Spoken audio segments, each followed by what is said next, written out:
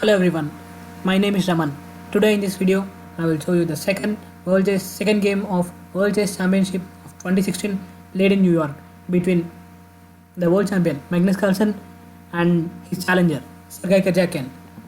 Okay, uh, this game was played on November 12, 2016, and Sergey Karjakin with white started e4. He played the move e4, and Magnus replied e5, and after nf3 and c6, bishop b5, a6. This is the Rai Lopez or the Spanish opening, and bishop a4, knight f6, castling, and bishop e7, and here the usual move is rook e1, where some thousands of games are played, and but here Sergey Karjakin opted the move d3, and I guess this is the first time in the World Chess Championship this move has been played prior rook e1 instead of rook e1.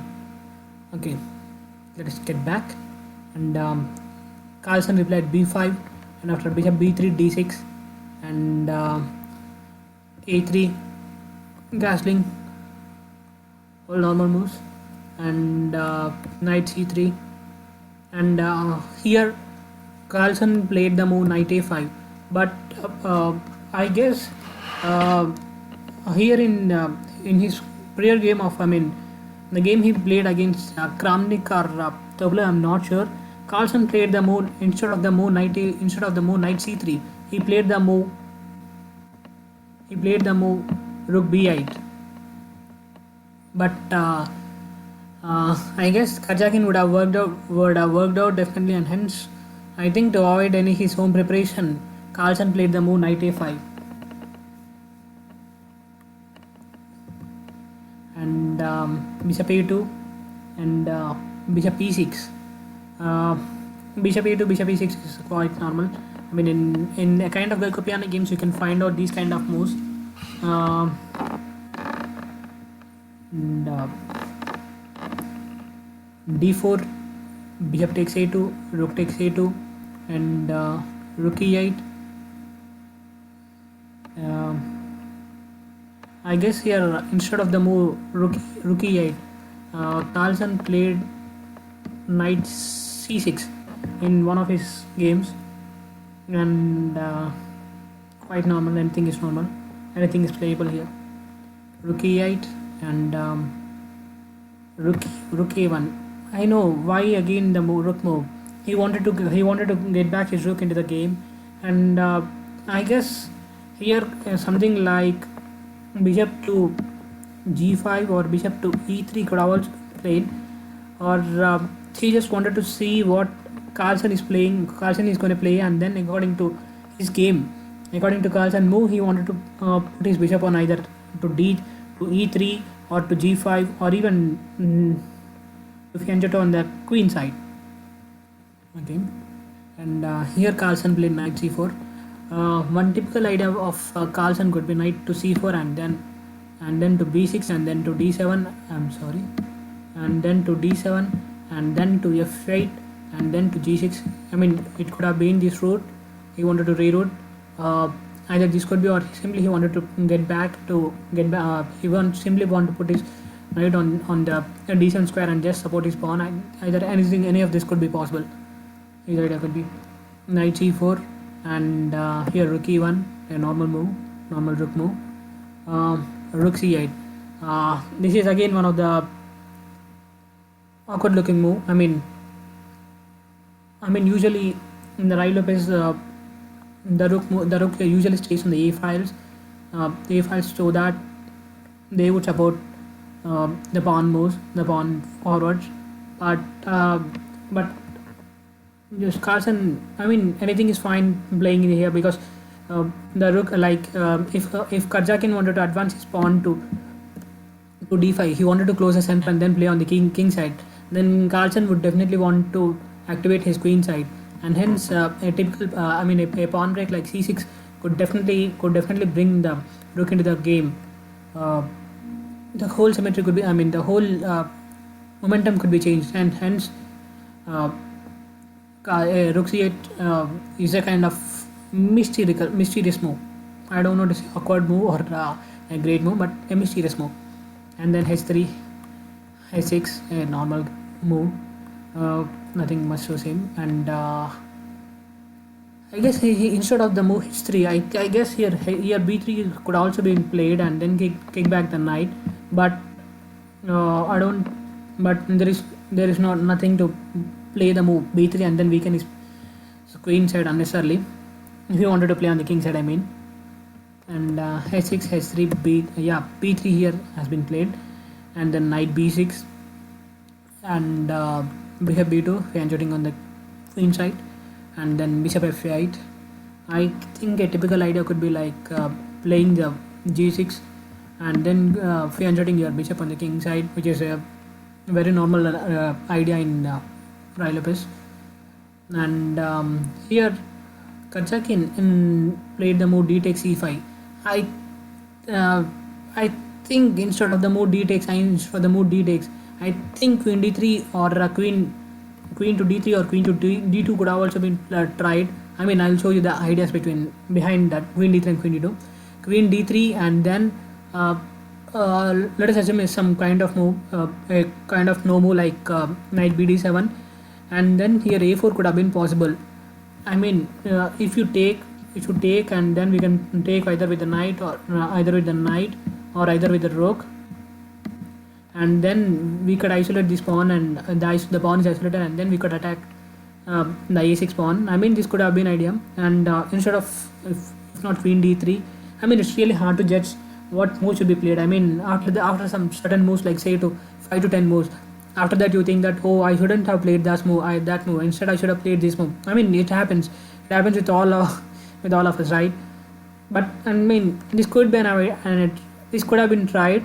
And okay, queen d2 is basically Carlsen idea is Carlsen moved his bishop to f8, and then he would like to play g6, and then he would like to fianchet to his bishop. So at that time the h6 pawn could be a little bit weak, and then our bishop is also on the long diagonal, a1 h8 diagonal, and then if in the future if we could exchange both these bishops when it comes to fianchetto, I mean, then the h6 pawn is really weak, and then at that time we could attack our the h6 pawn with the queen. I mean, it could happen, but that's my idea. That's it. And okay, and after d takes e5, I don't think Karjakin should have immediately played the move. Shouldn't have immediately resolved the tension in the center. I think he could have waited a little bit longer, like playing like something queen d2 and queen d3. Definitely he should have played that. I mean, one possible assumption could be, for example, if Carlsen would also definitely exchange the pawns, and then I'm going to exchange my queens, and then I'm going to play a4, and then I'm going to weaken my a rook is very free is on the open file, and I could immediately play rook a6 or rook a7, and then I can immediately get attack the either black cam through either 6 or 7 files. And then this could have been typical idea for Karjakin. I mean, this could have been this actually might be the thinking of Karjakin. But let's see what happened in the game. And after d takes e5, and here a4 as planned, c6, and Carlsen, if wanted, he could have closed a queen side, but I mean, he could have played this, and after something like knight to e2 and knight to e2. Obviously, we do not want to go to knight to e2 because we don't want to lose the pawn, and hence knight to e2 should have been played. And then after something like queen d6 or anything, the game is roughly equal. But still, I mean, this could have been played if Carlsen want to close the queen side completely. But instead, a4 c6 after a4 c6 was played, and Karjakin exchange rook c 8x b5 and 8x b5, and Here Karjakin played the move knight e2, but instead I'll show you another line which could have been possible. Rook a6, I mean rook a6 or rook a6 or rook a7, anything is fine. Knight f d7 supporting the knight, and g3 a kind of I mean we are just waiting. Rook a8 and rook a1, rook takes a6, rook takes a6, rook a8, rook takes and knight takes, and king f1, and this is completely equal. I don't think I mean this is completely equal game for both of them. Okay, let me get back into the game. Knight e2, and after knight e2 bishop b4 was played, and what to say then. I guess here knight takes e4 is also knight takes e4 could have also been played, and after knight takes e4 we could have played something like and after knight takes e4 we could have some let me show you, and here you could have something like bishop takes e4, bishop takes e4, and then knight d2 would have been tried. I mean this is completely and here knight d4 and bishop b4 and rook e3. I mean this is completely an engine line. I mean after certain moves I thought why cannot we take it instead of why we need to play the move bishop b4. I mean I checked and I analyzed with the engine, and then I got, but still this is also equal, and nothing special for any of the players.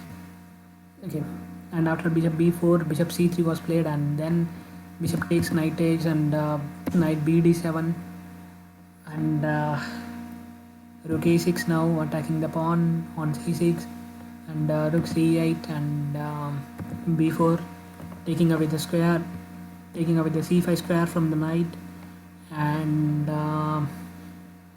Carlsen played the move rook e6 here, but I guess c5 could have been played here directly.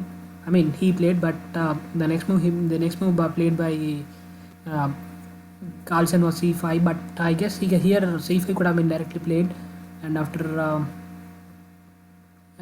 either b takes c5 or knight takes b5 doesn't make any difference. I'll show you both the lines. First let me show you b takes c5, and I'm sorry, knight takes b5 is the best line, not I'm sorry, let me show you why b takes c5 is a bad idea.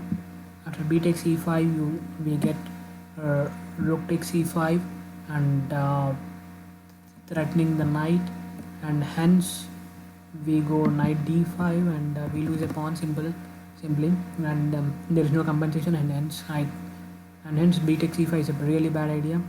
And if instead of here rook takes c5, if knight takes c5 is played, and then it is not equal. Hence after c5 knight takes b5 should be played, but still this is completely equal again. C takes b4, and knight to d6, and then rook to e6, and knight takes, rook takes. This is also completely equal, and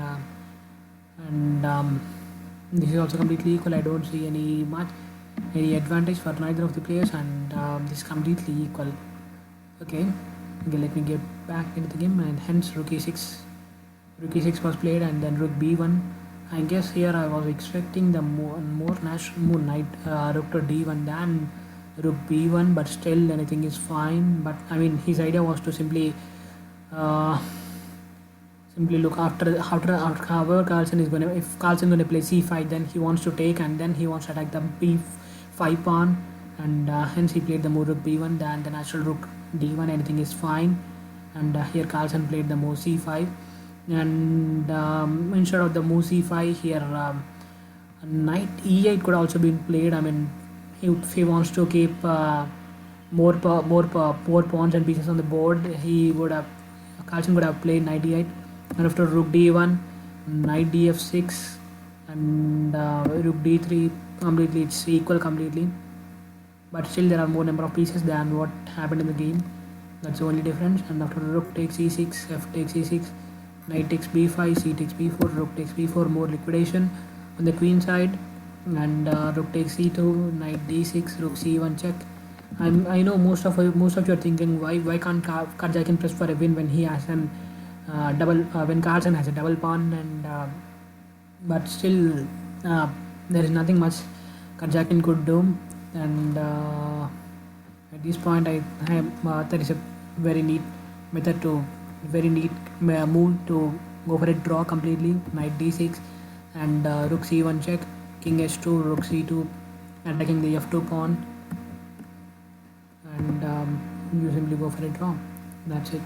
And here a draw was agreed between the players, and that's it. Let me once go back and completely show you the game. e4, e5, and f3, and c6, Spanish opening, and d3. First time this move was played in the World Championship. b5, bishop b3, d6, a3, castling, knight c3, and knight a5. And here Carlsen played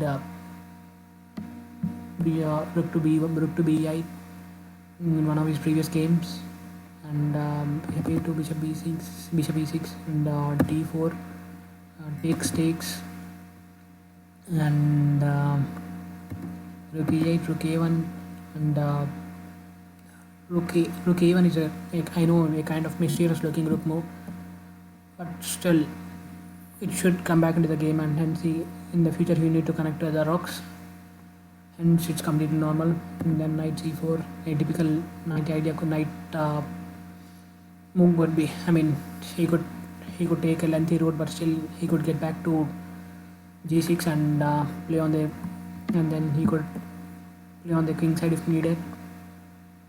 Rook e1 and rook c8, and a typical mysterious looking rook move, I know. f3, h6, p3, knight b6, and bishop b2, bishop f8. If possible, if wanted, he could have inserted the bishop in the king side. D takes e5. Queen d3 or queen d2 could have been tried, but still d takes a4, c6, queen takes, rook takes, e takes b5, a takes b5, knight e2, I know rook a6 could have been tried, but still complete liquidation. Taking away the c5 square from the knight. Rook b1. If in the future, if Carlsen would play then move c5, then he would go for he's eyeing out the pawn, b5 pawn. Just exchanging the rooks, and that's it. Thank you. Thank you for watching the video. Bye for now.